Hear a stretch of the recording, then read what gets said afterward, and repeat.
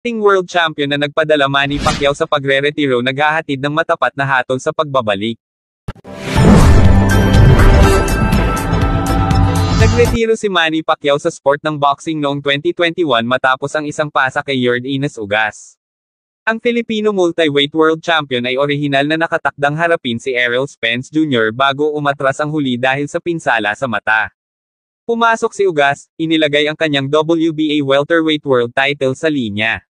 Naungusan ng Cuban si Pacquiao at nanalo ng unanimous decision na may score na 116 hanggang 112, 116 hanggang 112 at 115 hanggang 113. Sa halos 15 minutong video na naipost sa social media makalipas ang isang buwan, pinasalamatan ni Pacquiao ang mga instrumental sa kanyang karera, kabilang ang trainer na si Freddie Roach, bago kumpirmahin na tapos na ang kanyang oras sa sport. Kahit ako, namangha ako sa ginawa ko.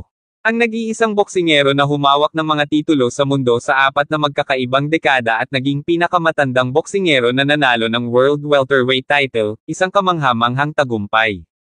Mahirap para sa akin na tanggapin na ang aking oras bilang isang boksingero ay tapos na. Ngayon, inaanunsyo ko ang aking pagre-retiro. Hindi ko akalain na darating ang araw na ito. Habang isinasabit ko ang aking boxing gloves, gusto kong pasalamatan ang buong mundo, lalo na ang mga Pilipino, sa pagsuporta kay Manny Pacquiao. Siyempre, sa taong ito ay kilala na ngayon na siya ay nag-U-turn sa tawag na iyon at babalik sa Las Vegas sa ika-19 ng Hulyo upang harapin ang WBC champion Mario Barrios, na may isang panalo na sinira ang kanyang sariling record bilang pinakamatandang titulo ng dibisyon.